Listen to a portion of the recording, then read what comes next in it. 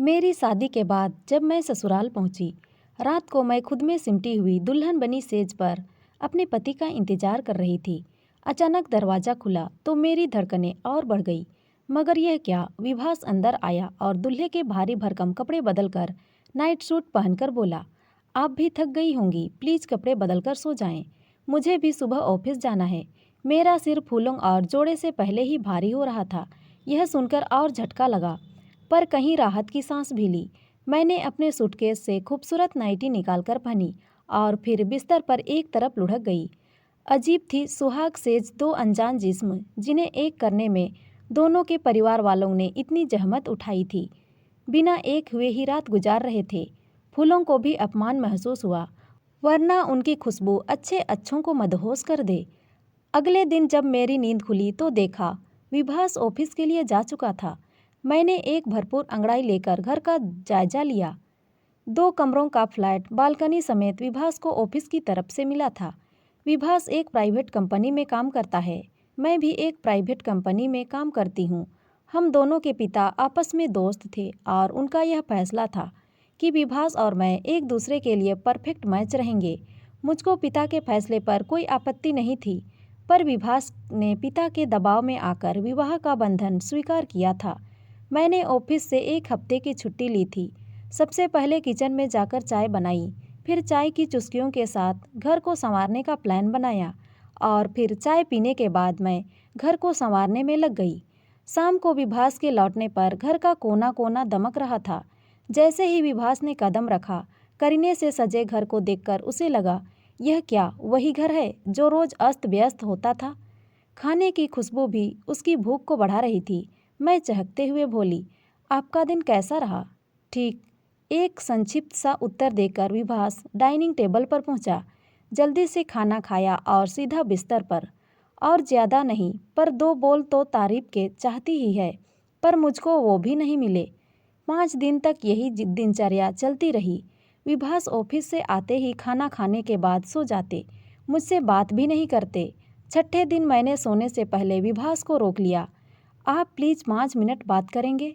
मुझे सोना है, विभास ने चिर परिचित अंदाज में कहा। प्लीज़, कल से मुझे भी ऑफिस जाना है, आज तो 5 मिनट निकाल लीजिए। बोलो, क्या कहना चाहती हो? विभास अनमना सा बोला। आप मुझसे नाराज़ हैं या शादी से? क्या मतलब? आप जानते हैं मैं क्या जानना चाहती हूँ। प्लीज़ पापा से बात करो, जिनका फैसला था। पर शादी तो आपने की है। मुझको भी गुस्सा आ गया। जानता हूँ, और कुछ? विभास चढ़कर बोला। मैं समझ गई कि अब सुलझने की जगह बात बिगड़ने वाली है। मैं बोली, क्या यह शादी आपकी मर्जी से नहीं हुई है? नहीं, और कुछ? अच्छा ठीक है, पर एक विनती है आपसे। क्या? क्या हम कुछ दिनों के लिए दोस्त की तरह रह सकते हैं? मतलब? विभास को आश्चर्य हुआ। मैंने कहा कि 1 महीने बाद मेरा इंटरव्यू है और हो सकता है फिर मैं आगे की पढ़ाई के लिए विदेश चली जाऊंगी, 5 सालों के लिए। उस दौरान आपको जो भी उचित लगे वह फैसला ले लीजिएगा। यकीन मानिए, आपको परेशानी नहीं होगी।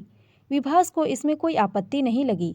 फिर हम दोनों साथ साथ नाश्ता करने लगे, शाम को घूमने भी जाने लगे, होटल, रेस्टोरेंट, यहाँ तक कि सिनेमा भी। मैं कॉलेज गर्ल की तरह ही कपड़े पहनती थी, ना कि नई नवेली दुल्हन की तरह। हमें साथ देखकर कोई हमको प्रेमी युगल समझ सकता था, पर पति पत्नी तो बिल्कुल नहीं। कैफ़े हो या काकेदा होटल, दोस्तों के लिए हर जगह बातों का अड्डा होती है, और मेरे पास तो बातों का खजाना था। धीरे धीरे विभास को भी मेरी बातों में रस आने लगा। उसने भी अपनी दिल की बातें खोलनी शुरू कर दी। एक दिन रात को विभास ऑफिस से लेट आया। उसे जोर की भूख लगी थी। घर में देखा तो मैं पढ़ाई कर रही थी। खाने का कोई अता पता नहीं था। आज खाने का क्या हुआ? उसने पूछा। सॉरी, आज पढ़ते पढ़ते सब भूल गई। वह तो ठीक है, पर अब क्या? एक काम कर सकते हैं, मुझको एक आइडिया सूझा। मैंने सुना है फाजिल नगर फ्लाईओवर के नीचे आधी रात तक पराठे और चाय मिलती है। क्यों ना वही ट्राई करे क्या? विभास का मुंह आश्चर्य से खुला रह गया। हाँ हाँ, मेरे ऑफिस के काफ़ी लोग जाते रहते हैं। आज हम भी चलेंगे। ठीक है, कपड़े बदल लो, चलते हैं। अरे कपड़े क्या बदलने हैं, ट्रैक सूट में ही चलती हूँ। बाइक पर बढ़िया रहेगा।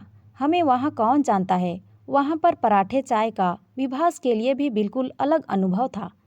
ऐसे ही धीरे धीरे हम एक दूसरे से मिलने घुलने लगे। अब विभास को भी मेरा साथ अच्छा लग रहा था। आखिर वह दिन भी आ ही गया जब मेरा इंटरव्यू था। सुबह सुबह घर का काम निपटा कर मैं फटाफट इंटरव्यू के लिए रवाना हो गई।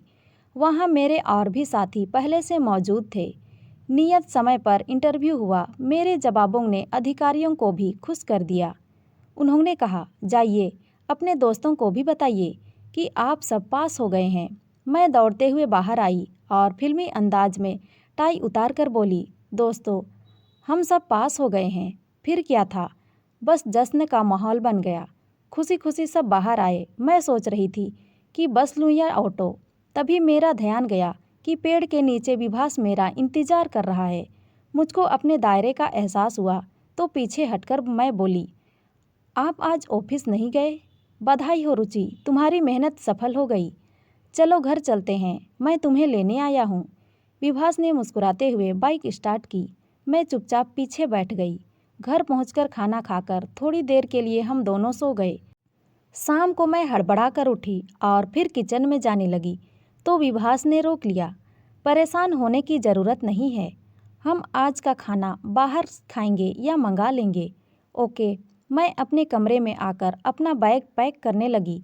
यह क्या, तुम कहीं जा रही हो? विभास ने पूछा।